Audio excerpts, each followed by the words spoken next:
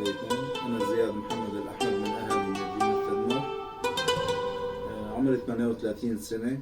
عملت في مجال الرسم بالرمل في مدينة تدمر.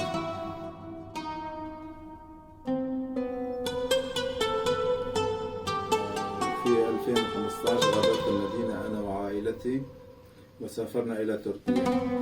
جلسنا في مدينة الريحانية بعض أشهر، ومن بعدها سافرنا إلى مدينة إزمير وجلست فيها 5 سنوات، وبدأت أعمل في مجال مصلحتي ومهنتي الرسم بالرمل لحد ما أتاني الدعم من حضرتكم.